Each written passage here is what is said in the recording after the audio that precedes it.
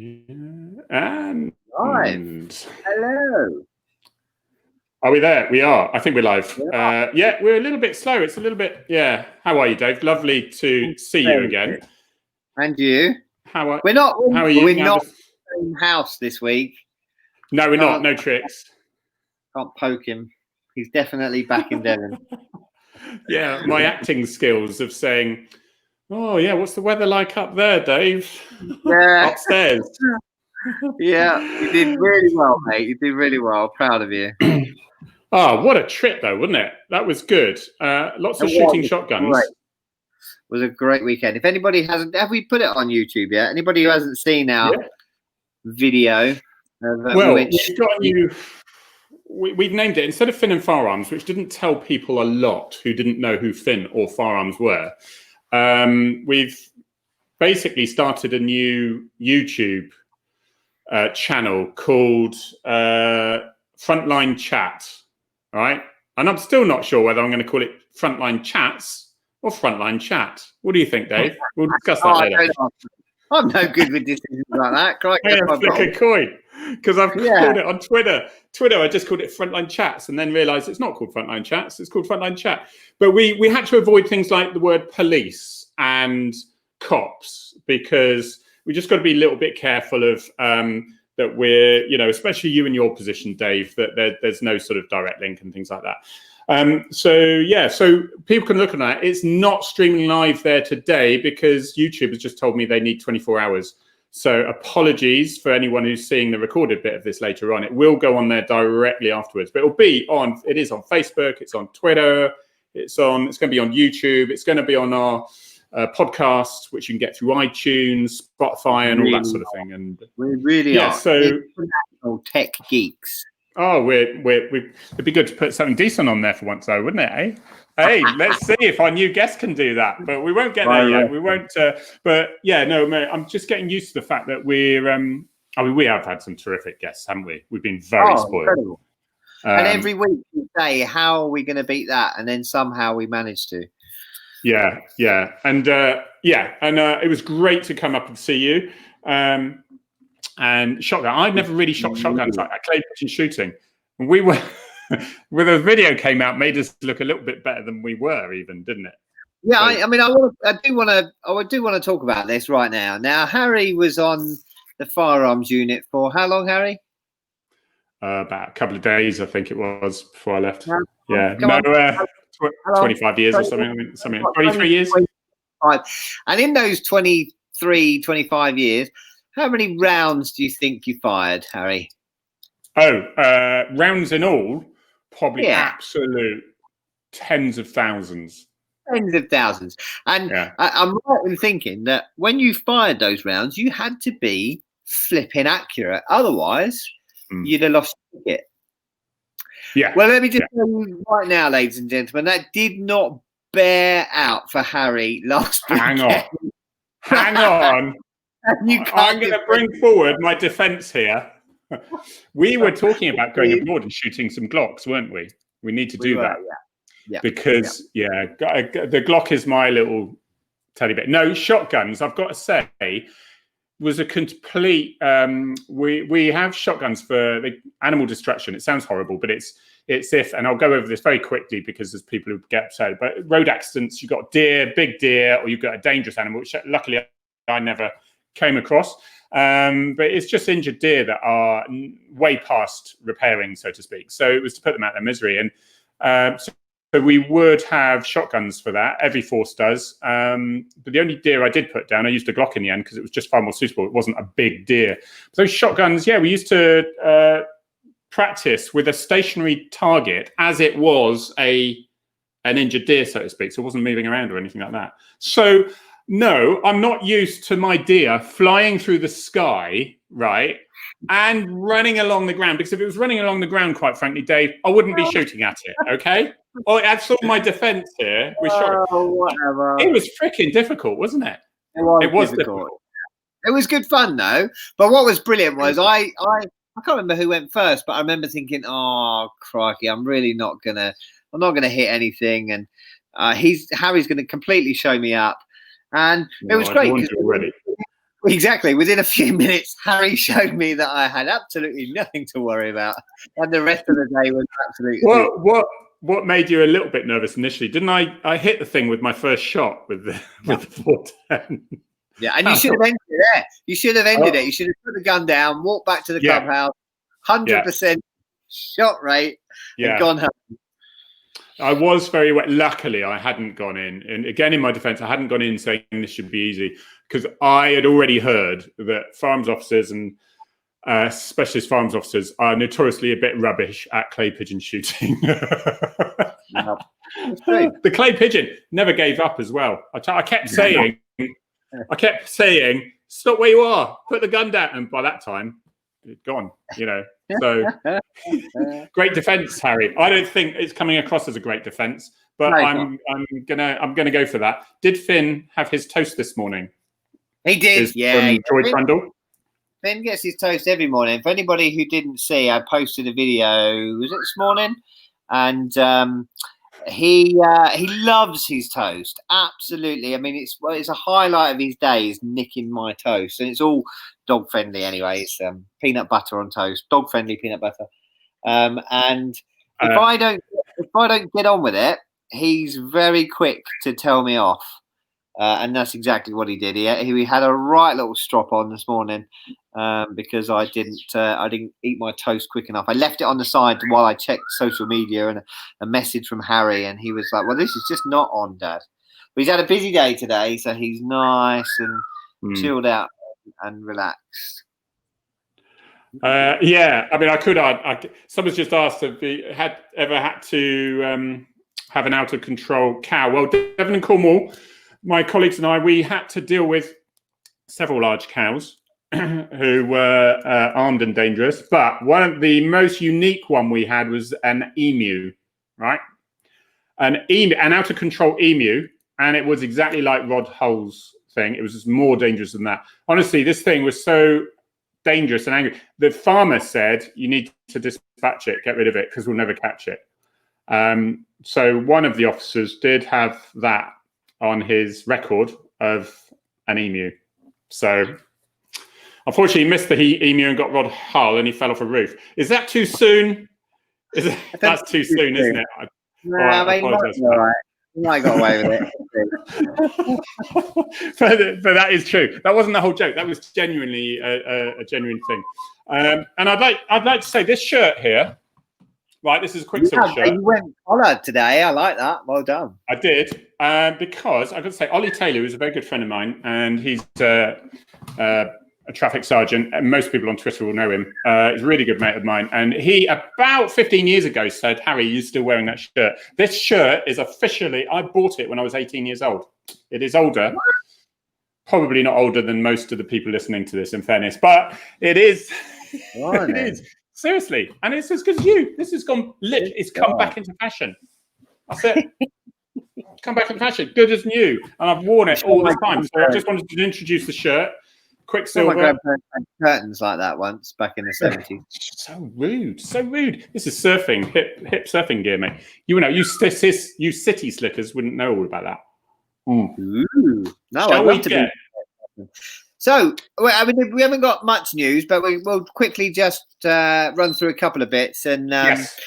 First and foremost, our full and absolute support for Harpers Law. Anybody who doesn't know what Harpers Law is, give it a Google. Yes.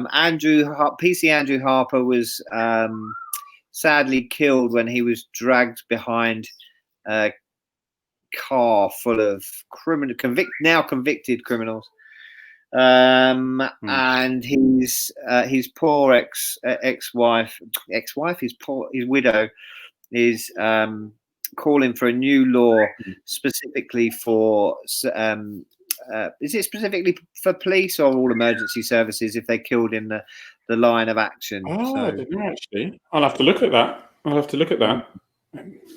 So you can sign the petition. Law, and obviously you can use the hashtag Harpers Law. It's up to 427,000 when I looked about 15 minutes ago. So it is racing towards the 500,000. Let's get it over 500,000. You haven't signed it now. We really appreciate it. That's definitely the one we're following is Lizzie's, his wife. Andrew's wife. Noticed there was an article recently with his dad, Phil, I think his name is Phil, did very sweet comments about how they're desperately trying to get through it.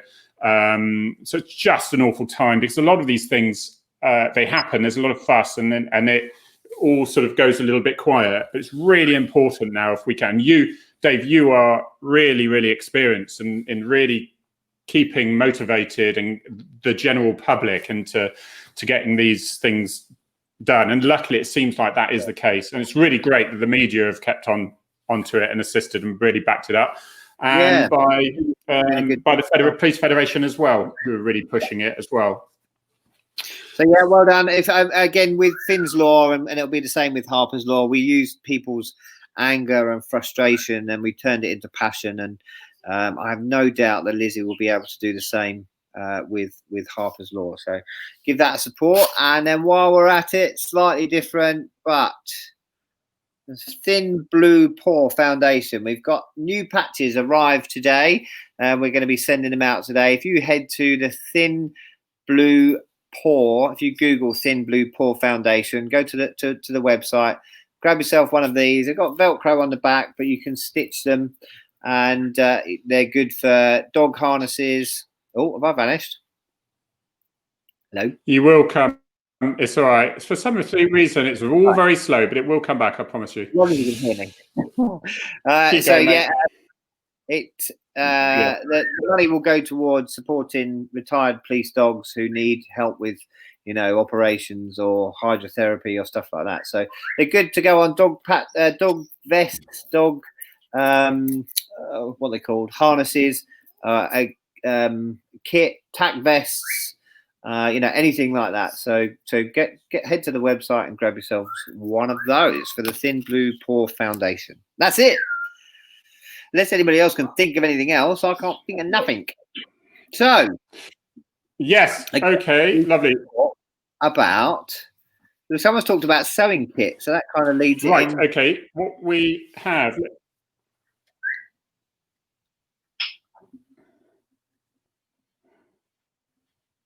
Are you there, mate? Go ahead. No. I'm waiting for you to talk. Go.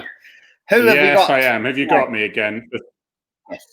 Yeah. Okay. I will talk. Unfortunately, we're having a bit of technical problem, but we're getting there. Right. We're there again. Virgin, if you're watching this, can you call me and make sure we have a really steady stream? I was meant to have the super duper fastest Wi-Fi in the world, and it was working great this morning. It's just decided to mess us up. So anyway, we have a brilliant guest today, because you know how we always ask those questions about the media, mainstream media. And I think it's really important to actually distinguish between mainstream media, local media, and also those that have written an article slagging off the police once, sent it to the Daily Mail, who actually get it used, and they now then call themselves a journalist. And we're going to learn a little bit more about the differences between.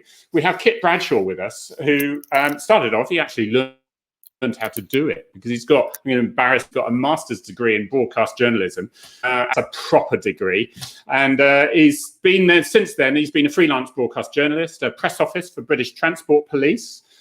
He was a special in British Transport Police and Sussex Police around Brighton. So that's going to be a really, really good link between the two there, and see how he got on with both of those. He was a Sky producer, and up until recently a Sky News radio broadcaster.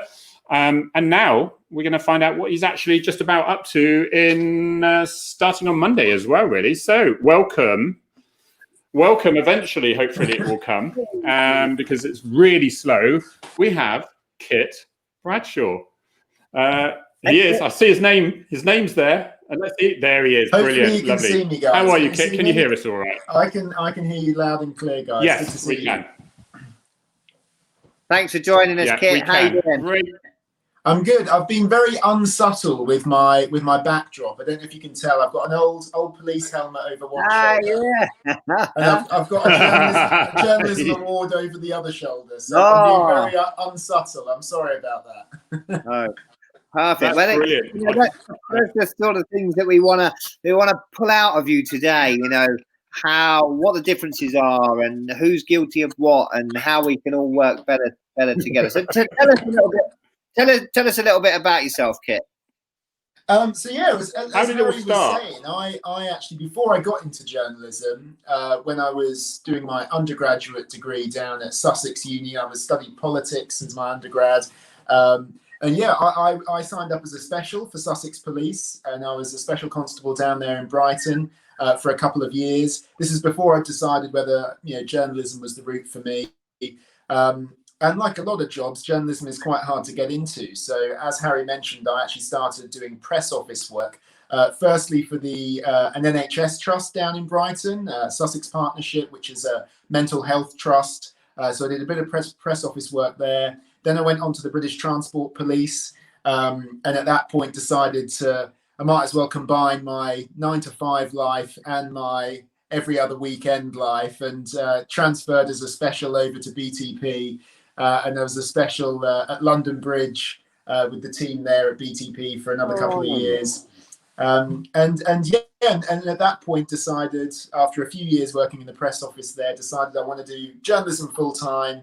And as Harry mentioned, went back to uni, got a broadcast journalism qualification, masters, and I've been at Sky News pretty much ever since. So since 2016, and as Harry alluded to, left there yesterday, and I'm due to start a new job on Monday as well. Going back down south, back down to ITV Meridian, isn't it? That's right. Yeah, ITV Meridian. That's incredible. Yeah. Oh, go Harry. So are you going to be like on the sofa? Is that you're on the sofa with interviewing people? I'm going to be a reporter, so out and about for the local ITV News. I'll be mainly covering Kent, but Meridian is a bigger region. It covers Sussex, Hampshire, but I'll mainly be based in Kent, covering stories there, mainly out on the road, driving around to stories, going to interview people at home. I'm sure, Dave, you had this with all the media interest in Finn, local regional journalists out and about who know their patch coming to interview you. So, and one thing actually that we learned during the pandemic is obviously all broadcast news has been watched massively, especially in the early days of coronavirus, but regional news particularly, BBC and ITV regional news bulletins, huge viewing figures. Some days during the early days of the coronavirus pandemic, that 6:30 BBC News slot was the most viewed programme of any of the day. And that's the regional news. So it's hugely important to a lot of people. And I know there's lots of, online social media is so important, but a lot of people still sit down with their cup of tea and their dinner. That was vital. I think Harry and I are in a little room of some pretty influential policey social media types, and we got to the point where we were actually encouraging people to watch just the news, because hopefully you were getting properly sourced, fact-finded information. Whereas, as you know, social media can just be full of absolute rubbish. It was really rubbish. Really true, isn't it? Because social media has really advanced the fact, so that I think all news grounds realizing that, well, they actually are going to have to talk about the issues because it's going to come out anyway. But then the problem is, especially with sensitive issues, especially when people are getting hurt or when somebody's been injured badly, somebody tweets a bit of video footage of someone getting badly injured or even worse. And it's just so important. We kept saying, no, just stick to, and I've seen this in America, it's brilliant. And the Met are getting a lot better at it, I have to admit, is where they put it out early, but they give them enough, because Kit, you must think this. Can you imagine? All you'd get is that very grey reply. Yes, a male in his 30s today was injured somewhere in London, and that's it. Whereas now it's sort of thing, you can cool the dogs off, so to speak. Sorry, Kit, but you're a very nice dog, no doubt. But it is, you can cool the dogs off a bit. I learned this from the Boston chief there. If he said, okay, this happened, can't tell you enough at the moment, but in half an hour, we'll be coming back and we'll be telling you more. And then that gave them half an hour of freedom to do the investigation, get what they need, get the accurate stuff. Because I think that's what we found is if chief cops are too early in giving information, then it's found not to be true. Now it sounds like they were lying instead of just the wrong information coming through. It is a tricky one. It's a load of balls to juggle, isn't it?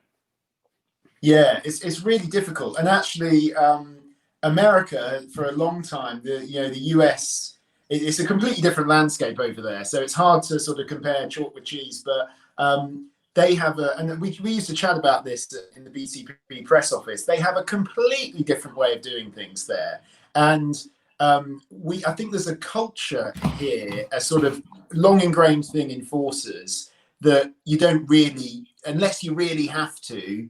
You put a statement out and you don't really do much else. You don't really, press conferences are for sort of major incidents. In the US, it's not like that at all. Local police departments, they'll have reporters, they'll have press conferences out the front, any big incident. If there's a major sort of, if there's a stabbing, something like that, the local sort of senior officer will come and chat to reporters. It's just a much more kind of open relationship with the media. But I think that comes because out there, they've had sort of local TV news for decades. It's been sort of part of the culture there.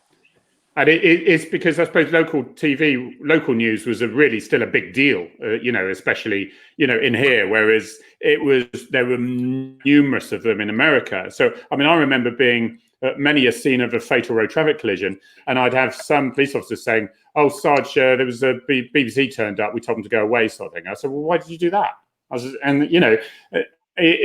And they're like, oh, it seemed to be indoctrinating, ingrained in police officers from an early age, and I think it's getting better.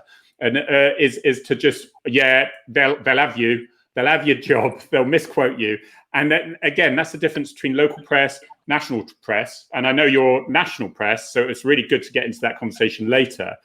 But it is that fear of, well, what are they? Whereas me as an investigating officer thinks, and they got it. Spotlight got me my main witness, who was able to turn that investigation around completely. And it was only because the girlfriend of the guy who saw something said, "Oh, they're talking about that collision you were talking about earlier. I think they need to speak to you." And it was just brilliant. I wouldn't have had that otherwise. So it's getting that generation of cops saying, "Don't speak to the press," But I reckon with social media, I reckon the newer lot, if they're allowed to, will be allowed. I mean, I used to be a neighbourhood officer, so I had very local news. Who, if I wanted to get an appeal out, or I wanted to talk about speeding through such and such a village, or it's very good if you've got kids involved, the press would be there straight away, and it just allowed you to talk, to get your story out there. And obviously, I use the press, as you said already, Kit, for Finn's Law.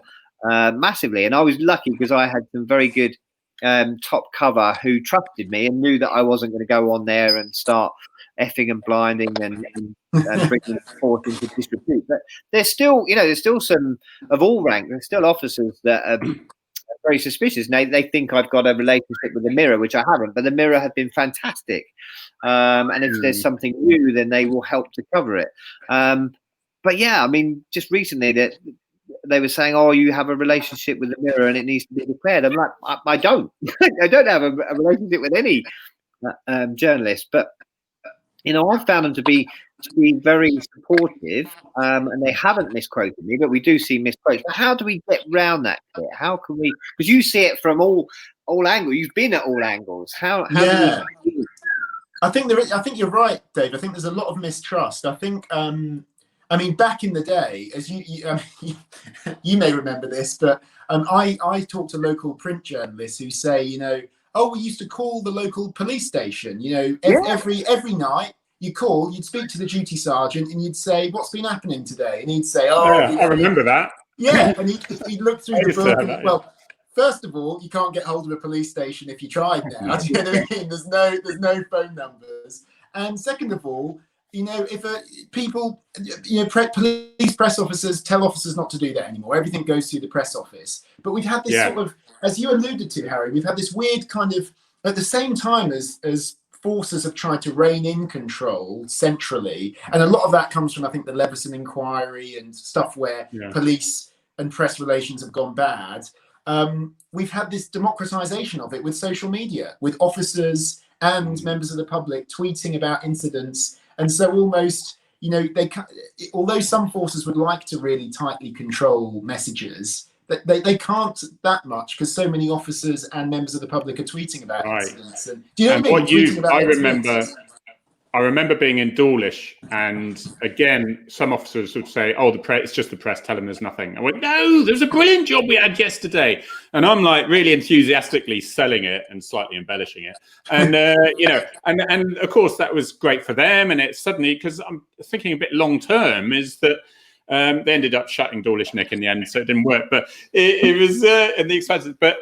I think they've done the same with Twitter, is where they've tried to get more control of what's going out. So people have just gone underground, and people have said to me, "Oh, Harry, I'd love to, I'd love to do an account. Do you think I should go anonymous or put their name out?" And I said, "Well, unless you are very well supported, don't bother putting your name out." Because they'll shut you down when one person out of 30,000 neutral or positive remarks, they'll ignore that and they'll look at the one negative, and that is creating work. And so they'll decide to regionalize. We'll have now that little job in Dawlish doesn't get its way to the press office because it's not big enough to get its way to the press office. Whereas you phoning up Dawlish, I'll tell you about. The little oik we picked up with his backside out the window trying to burgle the local bakery, the bakery, So, and we're missing all of that now. So social media takes on, but now it's more anonymous. I think, and there's so many anonymous accounts, aren't there? You probably know more about that, Harry, but I think that's because some forces don't support officers to have their own presence, don't they? No. So, Some say the public get confused. Because they don't know who to follow. And I say choice is a good thing. And it's really clear, I think, if it's the traffic department or if it's PCSO Smith from your local area, who I would follow. And I would follow Dave, the dog handler, because he's a hero who collects all the bad guys. So, and I like dogs. And so those are the, and I follow Harry because his force let him get away with a lot, and he was very fortunate. But back to your point, Dave, about how we kind of make it better. My advice to any officer would be just don't, if you see a journalist, like you were saying, Harry, at a crash scene or something, don't treat them like the enemy. Because I've obviously been in uniform, so I walk up to, and this works both ways, because some journalists are really skeptical of cops, and they're like, "Oh, there's no point chatting to them because they'll just tell me to F off." Do you know what I mean? But because I've worn a uniform, I'll go and chat to any cop who's, who's out and about, and I'll chat to them about how things are. And it's just, not being, don't treat them like the enemy, and just chat to them and see who they are, see who they're from. They should be honest with you. Most journalists. This is the other thing. I think it's all about intentions, isn't it? I think most journalists go into journalism for good intentions. And I think a lot of them are similar.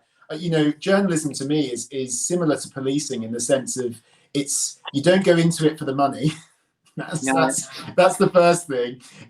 And you go into it for some kind of sense of public service and kind of, from the journalism side, it's telling stories and getting things out in the public and holding power to account.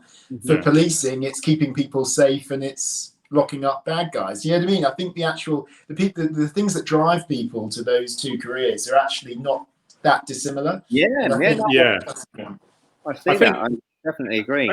Somebody asked, I'm not going to put the comments on the screen because it slows everything down, and I do apologize, but I think we're safe talking like this, and it's not breaking up too much. But it also means that I can't play that very useful university Kit video of him giving, just trialing your art out, really. And what I'd say, apart from your weekend stubble, you haven't changed actually a bit. But somebody actually said, what training do young cops have? They do go into, there is some training and basic training in the police now, and they are a little bit much more open to it. And they do say, look, my force used to say, by all means talk, but make sure you know what you're talking about. And again, really supportive. I think with the Met, it's a massive beast, and so they can't really control everyone. Whereas my force, there's still 3,000 coppers in it. but they're able to treat us a little bit more like adults, really. Whereas you get one person, renegade, who says something in the Met, it reflects the whole Met. It's international news and so on. So you can see why they're a little bit worried. But yeah, the training is there. But there was another question there about, after this year where the police feel as though they've had a real press bashing. Kit, do you think that's put us back? Do you think particularly, because Sky sometimes get a little bit of a knock and then they get very much praised. Certain other ones don't. But, how do you think things are at the moment, or will it all go good again? Yeah, I think you're right. I think there's a sense of a lot of distrust among officers towards the media. I think that's what I pick up on social media anyway, and from some of my former friends and former colleagues who are still in the police. I think there's a lot of distrust and a lot of skepticism. Yeah. I think it's a really challenging landscape now, because a lot of the problems come out about. Because everything's videoed now, isn't it? And everything's on both sides. Everything's body-worn video from the police, and everyone's got a smartphone. So stuff is just out there so quickly. And whereas it would take probably weeks or days for issues to blow up, it's so much more immediate. I mean, I think one thing that I'm often really worried about is kind of the echo chamber of social media. I don't know what you guys think, but I still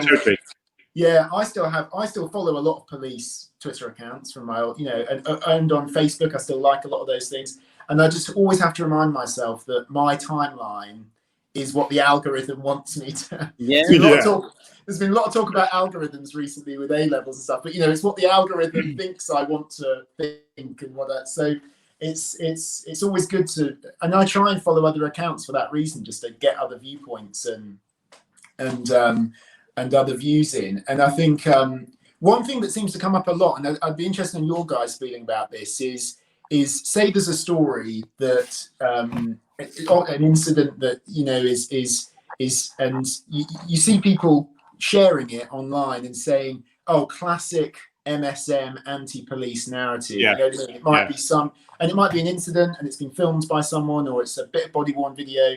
I might have been guilty of that myself. Yeah, you know what I mean? And that comes up a lot. It's kind of, I don't know. I'd be interested in your guys' views on it. But yeah, I'll shut up. I mean, for me, I try not to name names, but the Daily Mail obviously have an incredible online news, social media news channel. They were one of the first to get it, and consequently, their social media news channel is absolutely enormous, one of the biggest in the world. And sometimes, I say sometimes, they can be a little bit guilty of clickbait. So there'll be a big story that's got lots of points, and I'm talking about police stories here, obviously, and there'll be lots of points, but they'll use the one negative anti-police bashing bit of the report that they're talking about to get the clickbait. When actually, when you read the whole article, it's fairly positive. Yes, we can all learn from this. Yes, we can all learn from that. And then a few years ago, we made a mistake by doing that, but it's that becomes the headline, and that's ever so frustrating. So, for me, have you ever covered a story as a journalist, directly or indirectly, where you feel the coverage has been slanted by colleagues just to get that attention-grabbing clickbait? I think there's a lot of pressure nowadays on clicks, on eyeballs, and this is all media to a degree, because everyone's online now. So whether you're a traditional print publication or a broadcaster that also has a website, people want clicks. But I think there's slight differences. Broadcasters are governed by Ofcom. And even though the websites aren't covered by Ofcom, most broadcasters are of the view that all our journalism should be of the same standard. So the due impartiality that they'd apply to TV news, which is in the law, Ofcom, you have to do it. Most broadcast websites will apply that to their websites. So a BBC News article, a Sky News article, will be of different standard. Do you see what I mean? Because they will be governing it like a TV news piece. And on TV news, you have to be duly impartial. You have to be balanced. Otherwise, someone could complain to Ofcom and you could get fined, basically. But the Mail, although they'd say they have to, they try to, duly impart the news, they might argue that, they can have an opinion. They can be, if they want to be anti-police, they can be anti-police. If they want to be pro-police, they can. Do you see what I mean? So there's that difference. I've never felt an anti-police from the different media I've worked in. I've never felt colleagues have kind of put pressure to be anti-police, or sometimes there's been a kind of, is there a stronger headline that could get people in? And then often, actually, if you read the copy of the story, and this is often where things goes wrong on social media, because people share stuff and they haven't actually read the article.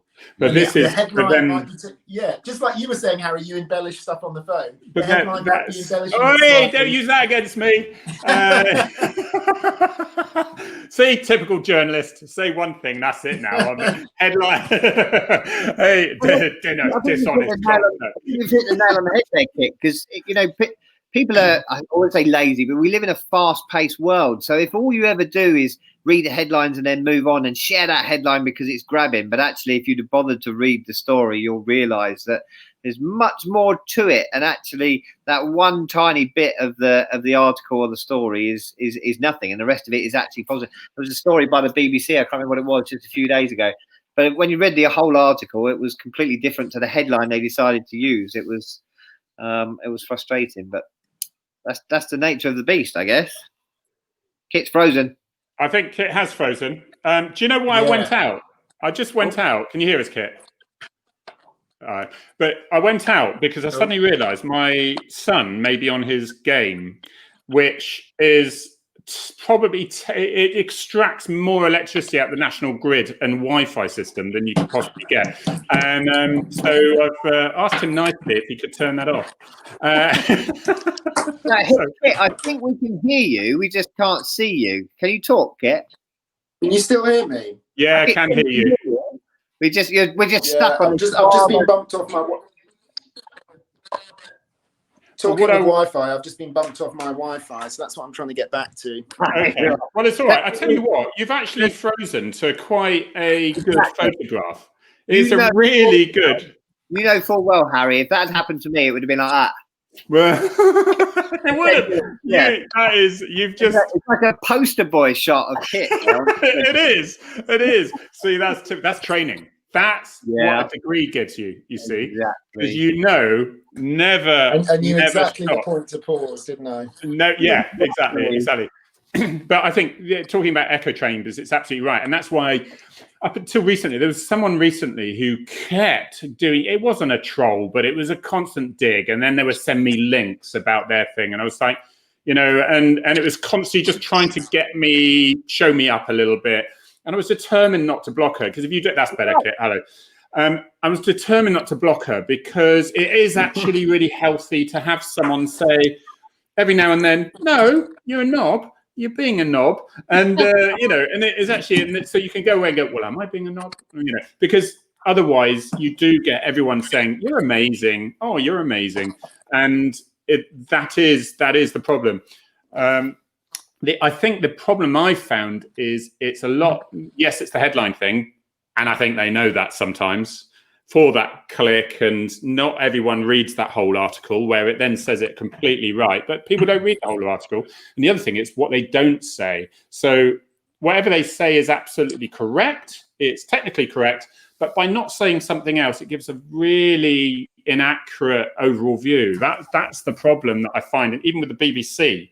More than anything now, it's getting guests on to say, "Oh yes, well, do you know the police did this to me and it was terrible," and there's no one there next to them to say, "Well, when was that? Did that happen? Are you sure that happened?" Do you know what I mean? That's the frustrating thing I think general public or cops are feeling.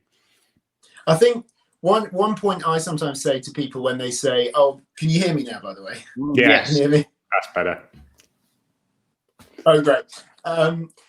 One thing that I sometimes say to people when they say, "Oh, the media is very anti-police," is that the job of the media is to hold powerful institutions to account, whether that's government or police, and obviously the police are one of the most some of the biggest powers of any institution. And so I often say to people, oh, well, imagine saying, oh, that's a really anti-government narrative. So imagine for every article that was anti-government saying, oh, the media's got such an anti-government bias. I mean, you'd have to do it for like half the media's output. Do you know what I mean? Because that's the media's job, to hold government to account and to and it's often sharing and publicizing issues and holding institutions to account. So, but I do get the frustration of officers. I think it's just often important to not try and see, one article about one incident as therefore an anti-media narrative when it's actually just reporting on one incident. And I know the struggle often is why aren't all the positive stories covered? And that sadly just goes back to sort of simple news principles, that the bar for a positive story being newsworthy is so much higher than the bar for a negative story or a horrible crime, and that is frustrating. But I just it's tough, isn't it? It's tough because but I think a lot of I don't know about you guys, but a lot of people take it really personally as well. A lot of officers take it really personally. I think because the next day it turns personal, because I mean I get, and I know Dave does because we talk about it a lot, every day I get private messages from people saying, oh, just thank you so much for just giving one side, because they're not able to. And they say, do you know what? We're just so demotivated by the whole lot. I'm being cold racist every day and this, that, and the other. And I wanted to and they're really looking for elsewhere. And when they go home and they turn on the TV and the news is giving, let's say, it's a very negative attitude, whether for whatever reasons they are, because of the negative, because someone wants to say they've been stopped or whatever. And it's just bringing them down. I suppose they've got no way at all of saying, well, actually, it's not quite like that, because that's a good news story that doesn't reach that bar, I guess. That's the problem, because it's not interesting to the majority, is it? Somebody did say here, Kit, having worked in Sussex, didn't you feel the local paper has an interesting way of reporting? I'll leave that for you to whether you decide or not. Kit, can you hear us? He's frozen again. He's frozen again. I think it's great that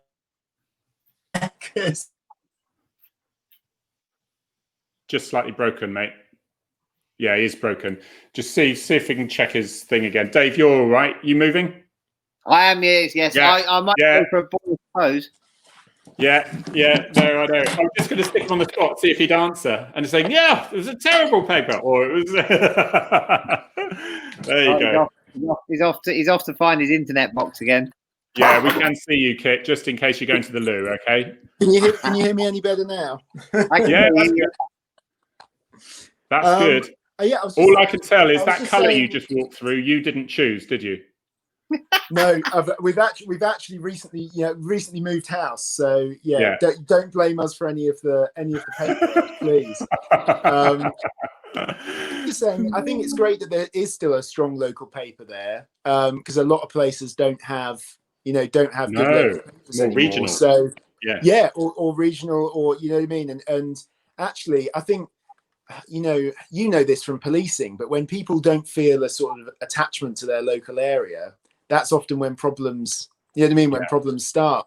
I don't remember that. I think they can there can be a lot of stories in a place like Brighton that there's quite a high turnover of stories. There's a lot of interest from the local paper there in covering stories. I don't remember in lots of. Have you heard, Harry? Were you alluding to lots of unhappiness in No, somebody somebody threw a comment up here and said, haven't they got an interest? They're obviously. Oh, there's a comment. See, this is just backfiring. It's firing stuff up now. When so they're having a discussion amongst themselves here. and whatever I'm tapping has got a delay. No, somebody put a question on there, so they're obviously local there, and they find that they've got an interesting way of doing things. So no, that was all that was. So we need interestingly. No, go on, Kit. I was just going to say, interestingly, about a couple of years ago, the Argus, which is the local paper in Brighton, ran a big story. It was almost like a campaign criticising Sussex police for their press operation and saying, I think what had happened is there'd been a murder in Brighton or something a couple of days before, and it took the press office a few days to put a press release out about it.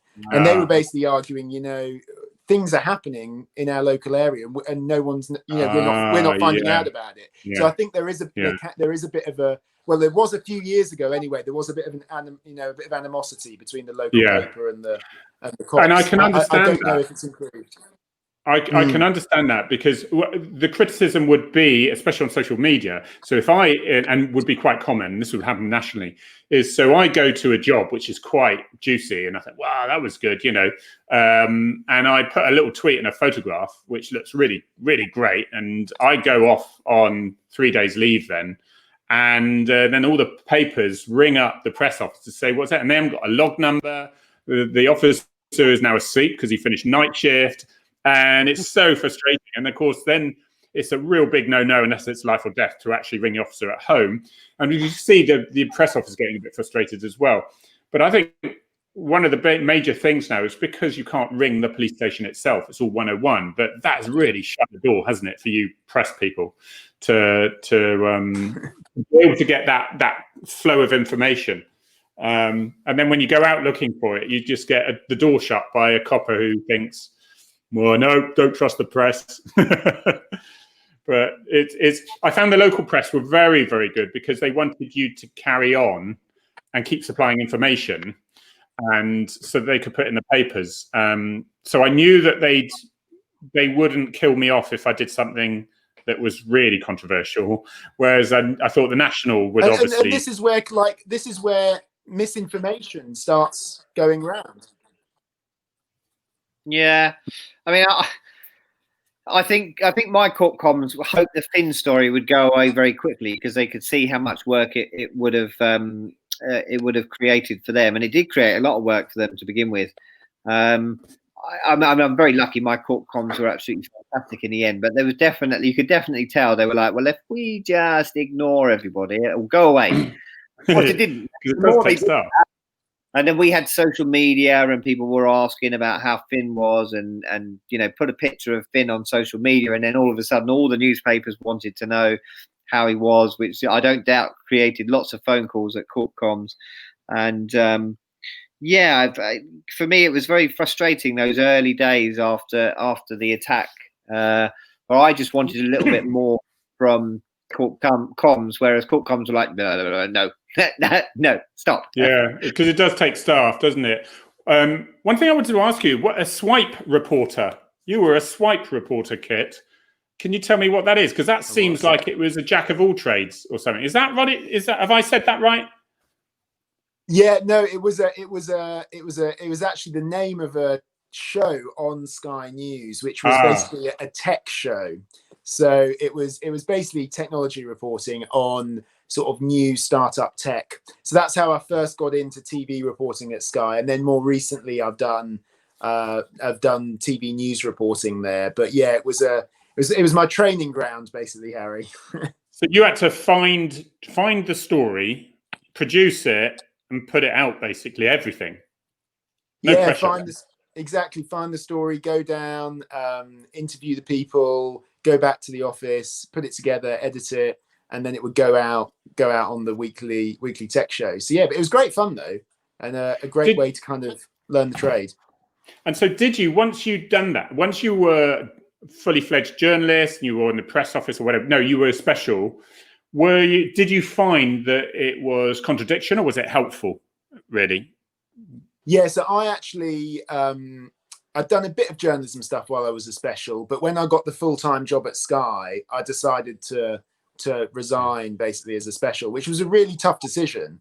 But for BTP, it wasn't a reserved occupation, but it was one of the occupations where you had to write to the chief and basically set out your business case for wanting to continue. And I basically decided that it's everyone has a personal decision, don't they? But for me, it was too much of a conflict of interest. I was thinking of scenarios where I might be out on reporting for something. It might be a protest or a riot, and I'm there as a journalist reporting on it. But if I saw something happen, everyone with a warrant card's got a duty to sort of help, haven't they? And vice versa, you could. I decided that it was too much of it. Others disagree with me. I've spoken to other people who think it, it's possible to do it and to juggle both things. But I decided to step back at that point. Yeah. Are there any specials who are journalists? Kit, are there any specials? Yeah. He did. I heard you, Dave. Are there still specials who are journalists that you know of at the moment? Yeah, he's gone again. If you can hear, when you can hear, just let us know. Stick your hand up when you hear us again, Kit. But basically, I can see the conflict there, Dave, because especially if you're going to a job as, say, a police officer, and then you're telling a story about something that because you were local and whatever. Well, where did you get the information from? And it would be open to criticism. Can you? Yeah, I can hear you now. Go on, Kit. I can hear you. Yeah, so I think you're with us. So so that's the bit I could see. Oh, he's gone again. No, I say so. It's, right. He did a tech piece, but he's no good at tech. It's usually the case, isn't it? And what I should have done is run around the house and stop people using their electrical equipment on this side, and it probably I would have been showing some embarrassing videos of him when he was much younger and things. But it is a tricky one, isn't it, mate?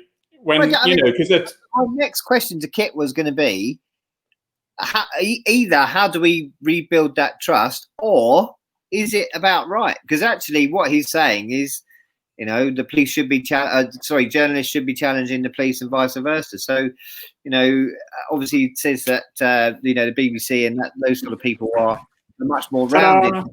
Can you hear us?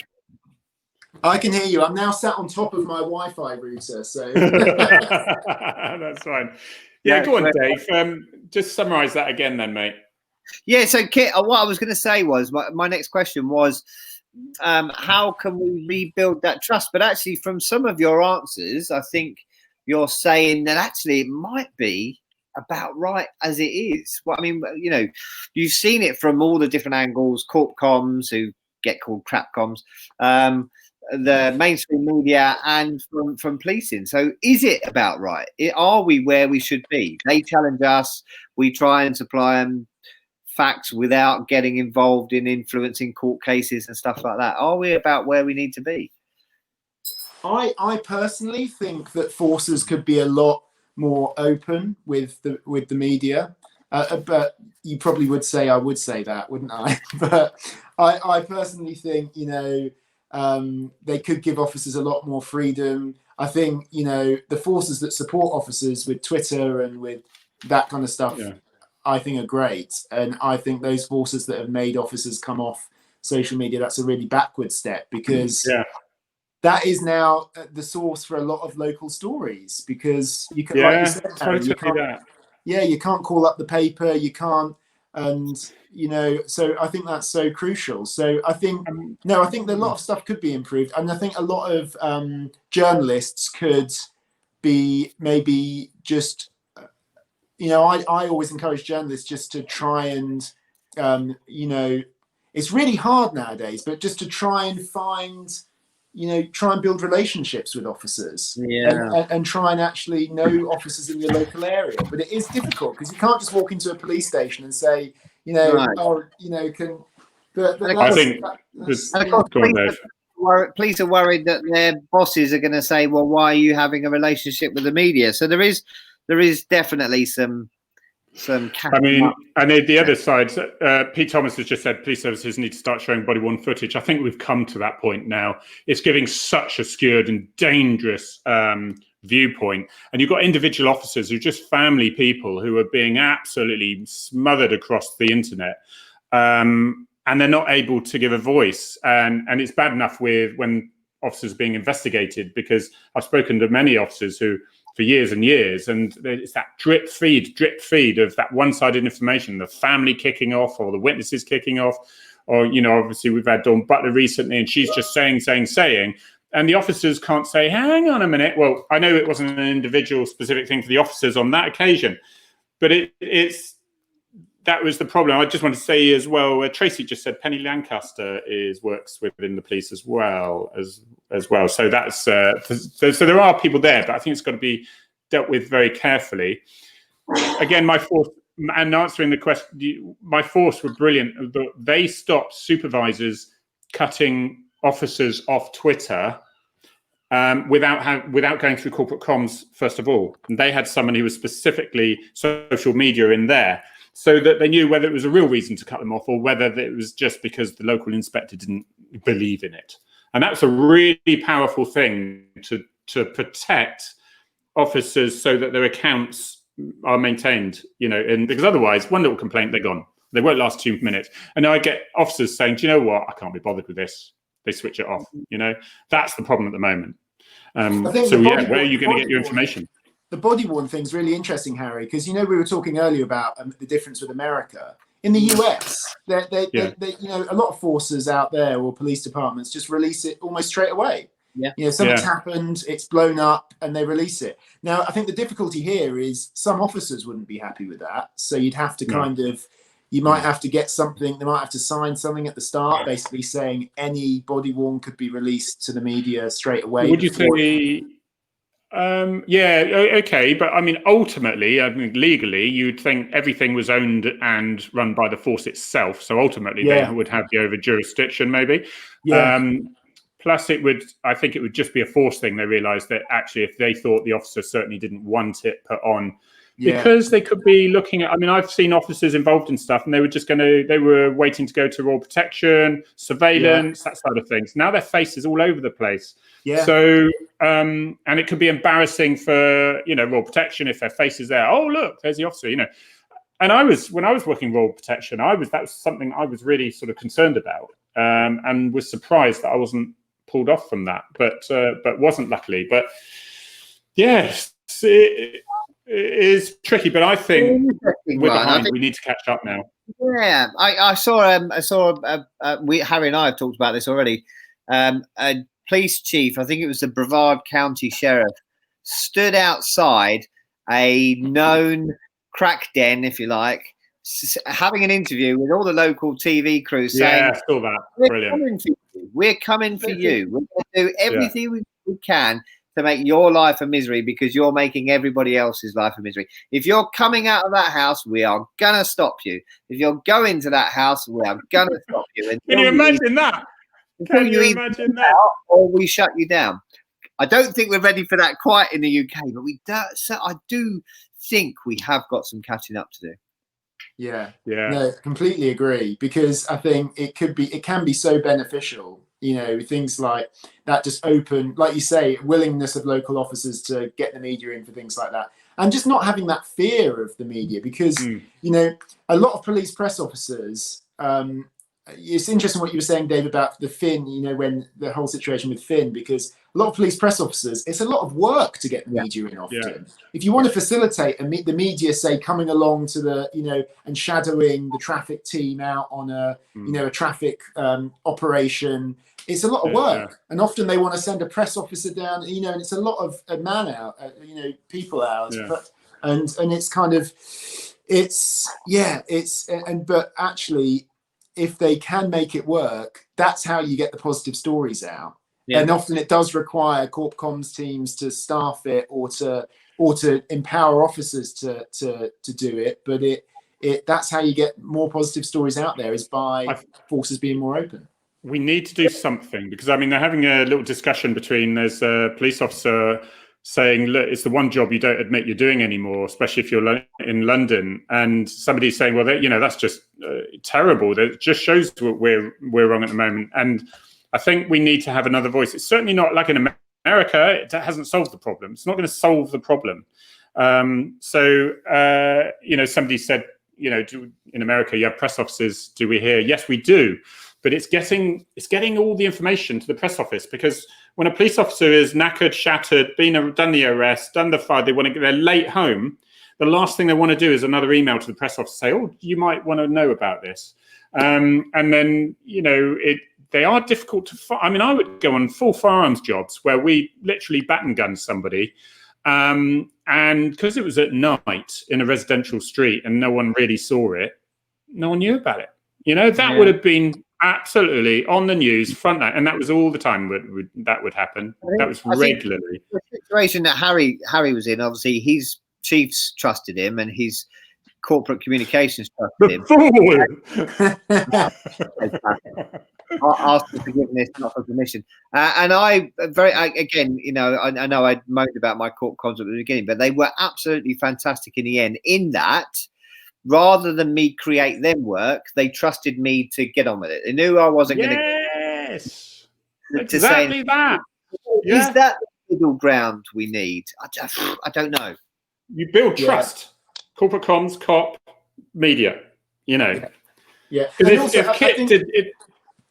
If Kit double-crossed me once, I'd never use him again. Do you know what I mean? And then if Kit is actually, he did a really good article, and frequently there's car leave down in Plymouth, and he's had to not criticize me. He's reflected the criticism, and I've private messaged him afterwards saying, "Fair report, mate. Thank you."